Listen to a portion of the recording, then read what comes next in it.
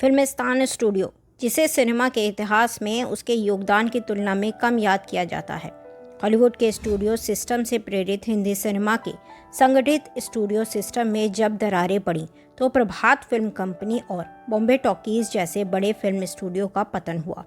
इन्हीं दोनों स्टूडियो से टूटकर दो और प्रमुख स्टूडियो निकले, वी शांताराम का राजकमल कला मंदिर और शशधर मुखर्जी का फिल्मिस्तान। ये दोनों लगभग उसी दौर में शुरू हुए राज कपूर के आरके स्टूडियो की तरह एक व्यक्ति की रचनात्मक सोच पर टिके थे। आज हम बात करेंगे फिल्मिस्तान की, जिसे सिनेमा के इतिहास में शायद उतना नहीं याद किया जाता जितना इसका योगदान है। फिल्मिस्तान की फिल्मों का एक ही मकसद था, मनोरंजन। अब तक हर स्टूडियो की अपनी एक अलग पहचान रही। प्रभात फिल्म कंपनी पौराणिक और देशभक्ति की कहानियों पर आधारित फिल्में बनाती थी, वहीं बॉम्बे टॉकीज मनोरंजक अंदाज में सामाजिक मुद्दों को सामने लाती थी।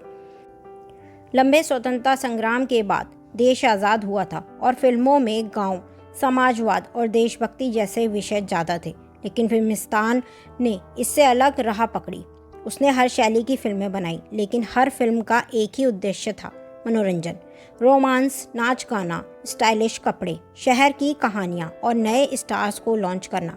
जिन चीज़ों के लिए आज बॉलीवुड जाना जाता है, उसकी नींव फिल्मिस्तान स्टूडियो से ही पड़ी थी। इसी स्टूडियो से अनारकली, मुनीम जी, पेइंग गेस्ट, शहीद, नागिन और तुमसा नहीं देखा जैसी ब्लॉकबस्टर फिल्में निकली। दिलीप कुमार देवानंद, शम्मी कपूर, प्रदीप कुमार साधना, वैजंती माला जैसे स्टार्स की शुरुआत हिट फिल्में फिल्मिस्तान की ही रहीं। बेहद कामयाब स्क्रीन राइटर, फिल्मकार नासिर हुसैन, नितिन बोस और रमेश सहगल के करियर को भी फिल्मिस्तान ने ही पंख दिए। रोशनी में नहाए सितारे सबको याद रहते हैं, मगर उन्हें गढ़ने वाले कारीगरों के नाम अक्सर धुंधले रह जाते हैं। पर्दे के पीछे रहे फिल्मिस्तान के मुखिया शशधर मुखर्जी ऐसे ही कारीगर थे, जिन्होंने दिलीप कुमार देवानंद, प्रदीप कुमार, वैजंती माला और शम्मी कपूर जैसे सितारों के करियर को तराशा। सही मायने में वह बॉलीवुड के पहले स्टार मेकर थे।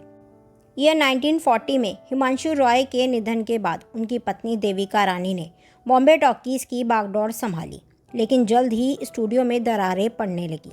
वहां गुटबाजी तेज हुई और हिमांशु रॉय के करीबी शशधर मुखर्जी ने बगावत कर दी। उनके साथ बॉम्बे टॉकीज के सबसे बड़े सितारे अशोक कुमार थे, जो रिश्ते में शशधर के साले भी थे।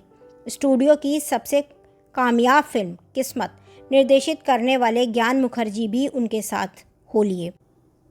ये तीनों कुछ और लोगों को साथ लेकर स्टूडियो से अलग हो गए।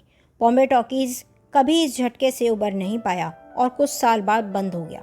लेकिन ईयर 1943 में शशधर मुखर्जी ने अपनी इस टीम के साथ मिलकर एक नए स्टूडियो का आगाज़ किया, वो था फिल्मिस्तान। इससे पहले यहाँ पर शारदा स्टूडियो हुआ करता था, जो आग में जलकर बर्बाद हो गया था। मुंबई के गोरेगांव पश्चिम में उसी जगह फिल्मिस्तान ने ली। लगभग 5 एकड़ में फैला ये स्टूडियो वक्त के थपेड़े झेलता आज भी मौजूद है।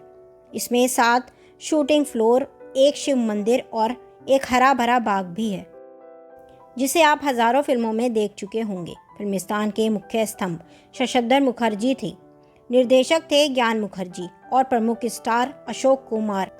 इसके आर्थिक प्रबंधन की जिम्मेदारी दी गई बॉम्बे टॉकीज से उनके साथ आए चुन्नीलाल कोहली को, जो महान संगीतकार मदन मोहन के पिता थे। फिल्में बनाने का मॉडल काफ़ी हद तक बॉम्बे टॉकीज से ही लिया गया था। फिल्मिस्तान की पहली फिल्म थी ज्ञान मुखर्जी निर्देशित अशोक कुमार और नसीम बानो अभिनीत चल चल रे नौजवान ईयर 1944 में, जो आई थी, मगर इसकी पहली ही फिल्म फ्लॉप हो गई। फिल्मिस्तान की शुरुआती फिल्मों में एक और फिल्म थी 8 दिन ईयर 1946, जो कामयाब तो नहीं थी, लेकिन इस बात के लिए याद रखी जाती है कि मशहूर उर्दू लेखक सादत हसन मंटो ने न सिर्फ इसके लेखन में योगदान दिया, बल्कि इसमें एक एयरफोर्स अफसर का रोल भी अदा किया। ये वो दौर था जब बंगाली सिनेमा का सुनहरा दौर ढलान पर आ रहा था और वहाँ के बड़े नाम अब बम्बई फिल्म इंडस्ट्री की राह पकड़ रहे थे, और फिल्मिस्तान ने इस मौके को भांप लिया। निर्देशक नितिन बोस पहले आए और उसके बाद आए संगीतकार, जिन्होंने शुरुआत फिल्मिस्तान से ही की और आगे चलकर हिंदी सिनेमा के महान संगीतकार के रूप में जाने गए, यानी कि एस डी बर्मन।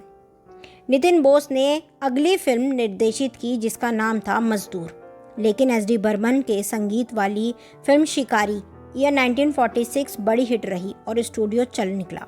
शशधर मुखर्जी को अंदाज़ा हो चुका था कि अच्छे गीत संगीत फिल्मों की कामयाबी की गारंटी है, इसलिए एस.डी. बर्मन के बाद सी रामचंद्र और हेमंत कुमार को भी फिल्मिस्तान के साथ जोड़ा गया। इस स्टूडियो की म्यूज़िक सेटिंग्स उस दौर में इंडस्ट्री में काफ़ी मशहूर थी